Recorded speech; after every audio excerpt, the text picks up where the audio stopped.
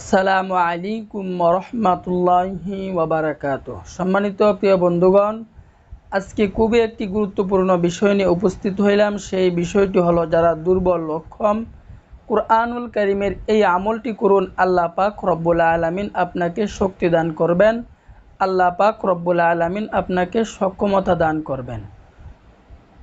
তো আমরা কুরআনুল কারীমের এই সূরা ফাতিহাটি আমরা কখন কোন সময় পাঠ করব, যার বদৌলতে আল্লাহ পাক রব্বুল আলামিন আমাদেরকে সফলতা দান করবেন, আল্লাহ পাক রব্বুল আলামিন আমাদেরকে সক্ষম করবেন। দেখুন, কুরআনুল কারীমের অনেক সূরা আছে, তার ভিতরে একটি সূরা হলো সূরা ফাতিহা।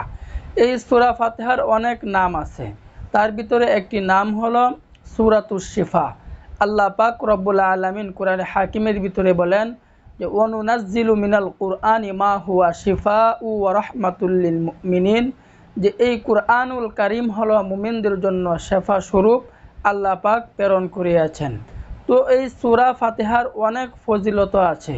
সূরা ফাতিহার অনেক ফজিলতের মধ্যে একটি ফজিলত হলো, কোনো মানুষ যদি বিপদে থাকে, মুসিবতে থাকে, ওই মানুষটা যদি 1000 বার সূরা ফাতিহা পাঠ করে, তাহলে আল্লাহ পাক রব্বুল আলামিন সাথে সাথে ওই ব্যক্তির, ওই বান্দার মুসিবত আল্লাহ পাক রব্বুল আলামিন দূর করে দেবেন।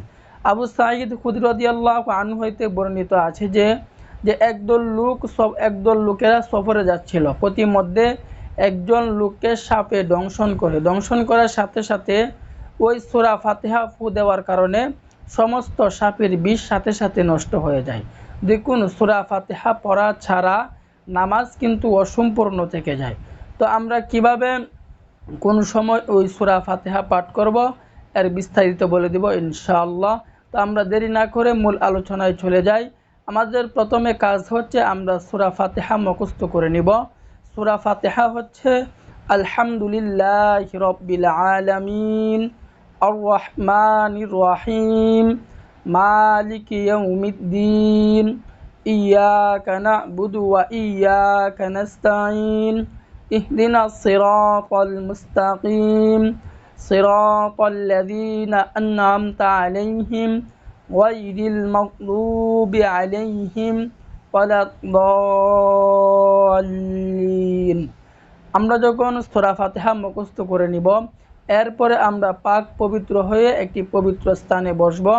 বসার পরে আমরা পর্যাপ্ত পরিমাণে কলমি শাক নিব। নেওয়ার পর ওই শাকটুকুকে আমরা একেবারেই পিষে 1 গ্লাস পরিমাণ রস করব। রস করার পর আমরা যে প্রথমে সূরা ফাতিহা মুখস্থ করেছিলাম, ওই সূরা ফাতিহা 7 বার পাঠ করব। একবার পাঠ করব, একবার গ্লাসে ফু দিব। 7 বার পাঠ করব, আমরা 7 বার গ্লাসে ফু দিব। এরপরে ওই কলমি শাকের রসটুকু আমরা 1 গ্লাস পরিমাণ রস আমরা প্রতিদিন 7 দিন পর্যন্ত খাবো। আল্লাহ পাকের উপর ইয়াকিন রেখে, বিশ্বাস রেখে আমরা খাবো। আল্লাহ পাক রব্বুল আলামিন অবশ্যই আপনাকে সফলতা দান করবেন, আল্লাহ পাক রব্বুল আলামিন আপনাকে সক্ষম করবেন। অথবা আমরা সূরা ফাতিহা 7 বার পাঠ করে প্রতিদিন সকালে এবং বিকালে রসুনের 1টি কোয়া অথবা 2টি কোয়া নিব। নেওয়ার পর সূরা ফাতিহা 7 বার পাঠ করে ওই রসুনের 1টি কোয়া সকালে খাবো অথবা বিকালে খেয়ে ফেলবো। আল্লাহর উপরে ইয়াকিন রেখে, বিশ্বাস রেখে খাবো। অবশ্যই আল্লাহ পাক রব্বুল আলামিন আপনাকে শক্তি দান করবেন। আল্লাহ পাক রব্বুল আলামিন এটার সুফল আল্লাহ পাক আপনাকে দান করবেন।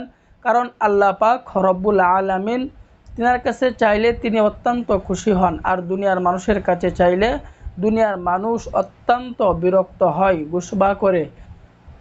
আল্লাহ পাক রব্বুল আলামিন বান্দাকে দেওয়ার জন্যই ডাকতে থাকেন। শেষ রাত্রিতে আল্লাহ পাক ডাকতে থাকেন যে কেউ আসো নাকি অভাবগ্রস্তওয়ালা, কেউ আসো নাকি রোগের মধ্যে, কেউ আসো নাকি অভাব অনটনে, আমার কাছে চাও, আমি আল্লাহ পাক রব্বুল আলামিন তোমাকে দিব, তোমাকে দান করব। এই কারণে আল্লাহ পাকের কাছে আমাদেরকে চাওয়ার মতো চেয়ে আনতে হবে।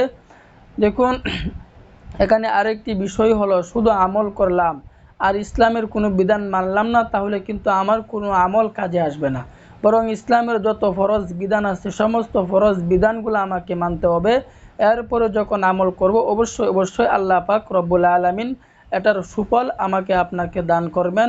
আল্লাহ পাক রব্বুল আলামিন আমাদের সকলকেই বুঝার, আমল করার তৌফিক দান করুন। আমিন।